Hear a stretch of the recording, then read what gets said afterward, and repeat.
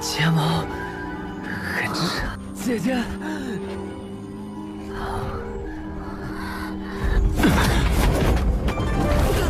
不可！ Halo teman-teman, berjumpa lagi bersama saya, Caca Kids. Di video kali ini saya akan menceritakan Sword of Coming episode kedua. Di episode sebelumnya Cheng Ping-an yang terkena pukulan oleh Cai Jinjian atau Peri Cai. Cheng terpental hingga tak sadarkan diri. Bagaimana kisah selanjutnya? Apakah Cheng di episode kali ini sudah sadarkan diri? Baiklah, tanpa berlama-lama lagi, ini dia episode 2 Sword of Coming. Melihat Cai Jinjian memukul seorang penduduk kota kecil, Cheng Ping-an, hingga tak sadarkan diri, Fu Nantan sangat marah. Karena telah melanggar aturan yang telah disepakati. Karena Fu Nantan tidak mau terlibat atas perbuatan Cai Jinjian. Dengan santainya Cai Jinjian berkata, pemuda itu tidak akan hidup lebih lama lagi. Cai Jinjian hanya mengharapkan Gu Chen, karena Gu Chen memiliki keberuntungan yang sangat besar. Dan karena telah terjadi sesuatu yang tidak diinginkan, Fu Nantan pamit pergi kepada Song Jixin, dan akan kembali lagi esok harinya. 断这蝼蚁的长生桥事小，金姐，你疯了！让坏了小镇杀生的规矩，惹来圣人怪罪。只不过，还仅剩半年客户，我没有要他的命。是你被驱逐，我也会受牵连。稳住心境，这小象啊和我有缘，有捞到这么大一个，更期待。我对那个顾灿更期待。明日辰时，我再来与你交易。宋吉星，今日不是良机。 Dalam ketidaksadarannya Cheng kini telah menjadi muridnya Guru Qi Jingchun. Guru Qi Jingchun kita sebut saja sebagai Chun. Ketika Chun bercerita tentang dirinya yang sudah berabad-abad menjaga kota kecilnya. Dahulu kala, tiba-tiba ada seseorang yang ingin membuat kekacauan di kota kecil itu. Mereka membuat yang salah menjadi benar, dan yang benar menjadi salah. Sebelum perpisahan Chun dan Cheng, Chun memberikan selembar daun belalang. Chun menerimanya dan menyimpan di saku kantong bajunya. 真以为小半碗水就能浑染黑些幕后人，但突然发现，因此我没办法和你一同离开小镇了。这是为师的临别之礼，让黑白为所欲为。怀也留好。 Dan tiba-tiba, tepat di belakang Chun dan Cheng, ada seorang pendekar gadis cantik yang begitu hebat. Cheng pun sangat terpesona melihatnya, karena wanita itu begitu cantik dan wangi. Pendekar cantik itu adalah Ning Yu. Di sini Guru Chun agak ngeledek Ning Yu nih, dengan berdalih kepada Chun. Kalau suka dengan seseorang, ngomong aja, gak masalah kok, silahkan saja, jangan malu-malu. Buddha pun tidak melarangnya. Mendengar perkataan Guru Chun yang ngeledeknya, Ning Yu sangat marah dan ingin menghabisi Guru Chun. 你可以管管看，我这个弟子确实冒犯了姑娘，我怎么做是我的事情。罪不至死吧？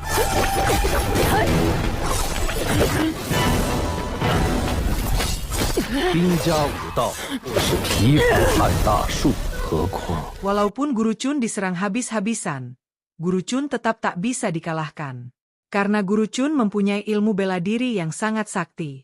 Ning Yu yang masih tak mau menyerah. Ning Yu pun mengeluarkan seluruh kekuatannya dengan pedangnya. Sadar bahwa Guru Chun tak bisa dikalahkan. Akhirnya Ning Yu pun menyerah dan pergi begitu saja. 莫要逞一时之勇，坏了心境。听不听是你的自由。 就是我的事情，可惜了。听说这里每隔甲子时光，这剑最多只能承载2个字的分量。你知道我是谁吗？主持着洞天运转。你可知道自己放弃了什么？不会那么直截了当。锋锐无比，终归是好事情。 Ketika Ningyu berjalan tanpa arah dan tujuan, tiba-tiba pedang yang ditinggalkan oleh Ningyu mengikutinya dari belakang. Ningyu yang marah dengan pedangnya karena tidak bisa mengalahkan Guru Chun. Ningyu mengusir pedangnya pergi.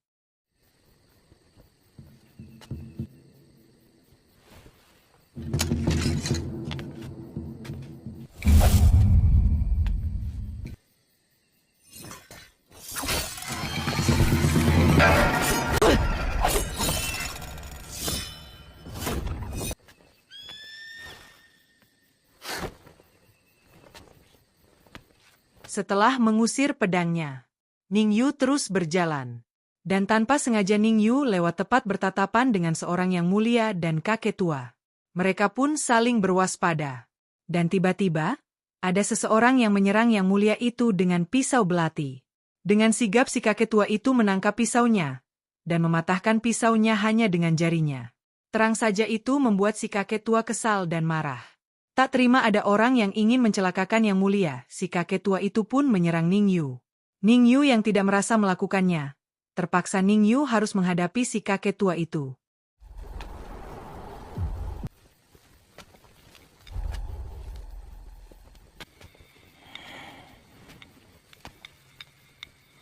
此人是个登堂入室的练家。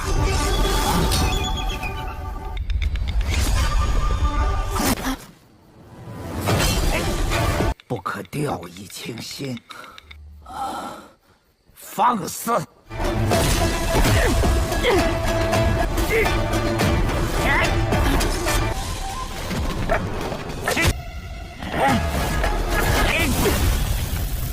出来！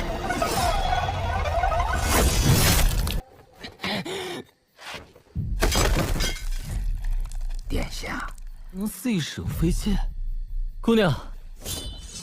要不是我，你小子早死了。你当真不简单啊！ Mengetahui kejadian itu kesalahpahaman, Yang Mulia pun meminta maaf. Atas kesalahpahaman yang telah diperbuat si kakek tua, Yang Mulia pun bersedia memberikan batu giok kerajaan miliknya kepada Ningyu. Melihat Yang Mulia ingin memberikan batu giok itu, si kakek tua memohon dan berlutut kepada Yang Mulia, agar tidak diberikan kepada orang yang tidak dikenalnya, karena batu giok itu milik kerajaan dan sangat langka di dunia. Karena perkataan si kakek tua tidak didengar oleh Yang Mulia, si kakek tua mulai kesal dan sangat marah. Dan akhirnya si kakek tua menyerang Ningyu habis-habisan dengan sekuat tenaga. 还击！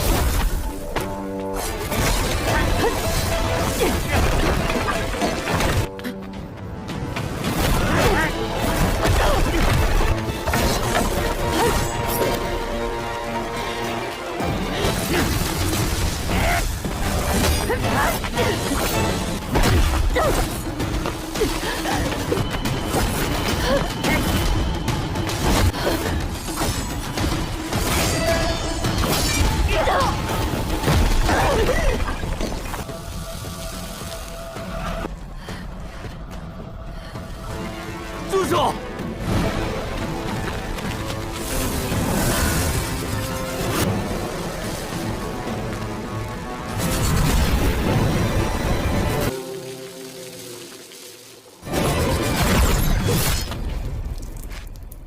难道不知道那少女稍加培养，日后就能成为我最厉害的影子刺客吗？御马监掌印太监无雕寺。 Puas telah menghabisi Ningyu. Tiba-tiba terdengar suara Guru Qi Jingchun dari langit dan menasehati si kakek tua itu. Mendengar perkataan Guru Chun, si kakek tua merasa ketakutan dan bersalah. Dan Yang Mulia pun menawarkan Guru Chun sebagai master kerajaan. 速速离去！今日断然无法轻易离开。 Ketika Cheng berjalan menaiki anak tangga menuju ke atas jembatan yang terbuat dari kayu, dan tiba-tiba jembatannya pun roboh. Dan Cheng pun terjatuh. Ketika Cheng melihat seseorang keluar dari rumah, Cheng lalu mengejarnya, karena orang itu seperti ayahnya. Cheng yang kelelahan mengejar orang itu, Cheng pun bingung melihat di sekitar. Ini seperti kampung halaman tempat tinggalku, kenapa semuanya telah berubah? Ada apa ini? Apa yang sedang terjadi? Terdengar seperti ada yang memanggil dirinya.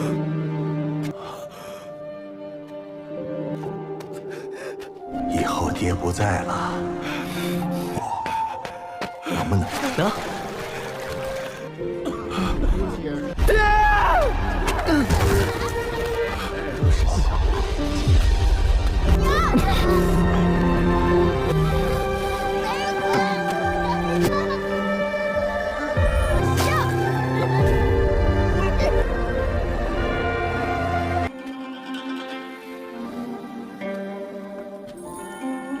平安。 Itulah ketika Cheng di alam bawah sadarnya. Semua begitu mengerikan dan menakutkan. Ketika Cheng telah sadar, Gu Chen berlari menemui Cheng dengan tergesa-gesa. Gu Chen menceritakan semua apa yang telah dia lihat dari mangkuk si kakek tua itu. Gu Chen melihat si kakek tua itu pergi ke rumahnya. Gu Chen takut pulang ke rumah, takut akan dibunuh oleh si kakek tua itu. Mendengar cerita Gu Chen seperti itu, Cheng pun mengantarkan Gu Chen pulang ke rumahnya. 祖宗怀下的那个说书先生，吓死宋金熙，他爹我了！我看到那老头去我家了，那我陪你回家看看。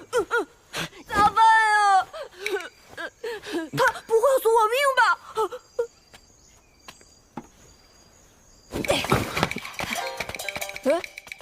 你家遭贼了！ Di sini si kakek tua itu dan Pericai memperebutkan Gu Chen. Karena si kakek tua itu berniat ingin menjadikan Gu Chen muridnya. Kakek tua itu pun mempersilahkan kepada Pericai untuk menjadikan Gu Chen muridnya. Tetapi jika dia mampu mengalahkannya, tetapi jika tidak mampu, silahkan pergi. Mendengar perkataan si kakek tua itu, Pericai menyinggung si kakek tua itu. Sehingga membuat si kakek tua marah dan menghentakkan mangkuk yang dipegangnya ke meja. Pericai yang melihat itu, Pericai pun terkena hipnotisnya, dan masuk ke dalam alam lain yang dipenuhi ular raksasa.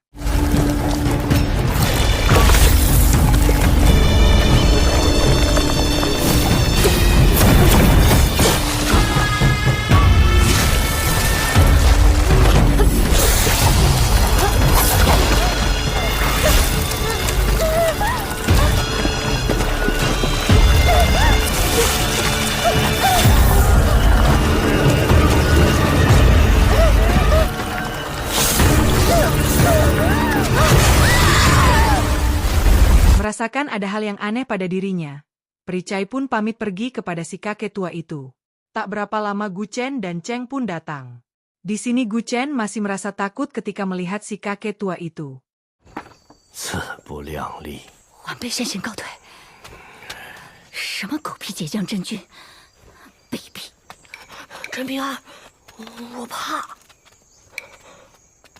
Setelah sampai di depan pintu rumahnya Gu Chen, Cheng pun dipersilahkan masuk.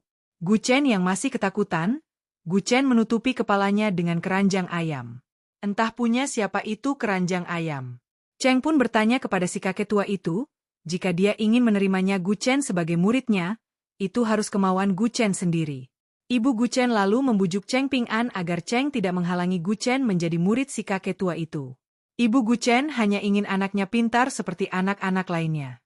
Gu Chen yang melihat ibunya membujuk Cheng, Gu Chen memberikan isyarat kepada Cheng agar tidak mengiyakan perkataan ibunya. Di sini Cheng terlihat tidak mau menjadi anak yang durhaka, karena Cheng sudah tidak punya kedua orang tua lagi. Cheng pun menasehati Gu Chen agar menuruti perkataan ibunya. Dan Cheng pun lalu pamit pergi. Lalu si kakek tua itu menyuruh Gu Chen untuk melihat mangkuk dengan menggunakan selembar daun untuk menghipnotis Gu Chen. Gu Chen pun kaget melihat yang ada di dalam mangkuk itu adalah belut kecil Cheng Ping An. Cheng pun tiba-tiba ditampar oleh ibunya. Entah kenapa ibunya Gu Chen begitu percaya kepada si kakek tua itu. 我走了。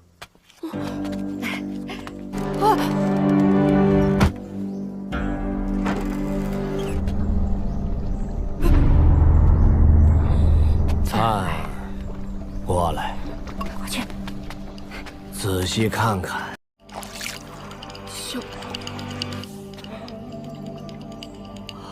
武松陈平安呢？闭嘴！ 你现在跪下，我收你为嫡传。 Kesal karena ditampar ibunya, Gu Chen marah kepada si kakek tua itu. Dan si kakek tua itu sedikit menyiram air yang ada di dalam mangkuk itu hingga menyentuh tangan Gu Chen. dan Gu Chen pun seketika tersedot ke dalam mangkuk itu.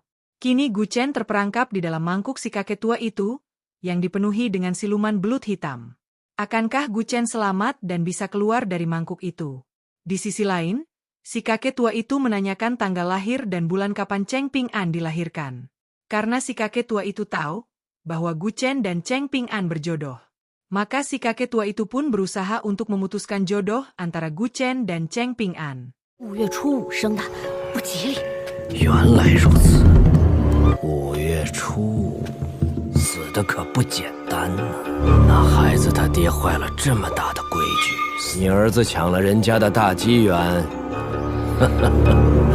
怎么？但是反悔绝对没有。愧疚反悔了？当然愧疚了，他会的。如果换成陈平安他娘，天下父母心，也会这么做的。可敬可怜，那倒未必。他与陈平安之间的缘分，我为了顾灿的将来也可恨，必须斩得一干二净。 Wah, dengan ambisinya yang begitu besar, si kakek tua benar-benar ingin memisahkan Cheng Ping An dan Gu Chen. Apakah ibunya Gu Chen sudah termakan hasutan si kakek tua itu? Mungkinkah Cheng Ping An dan Gu Chen benar-benar bisa dipisahkan? Terima kasih sudah menonton hingga akhir. Sampai jumpa lagi di episode berikutnya.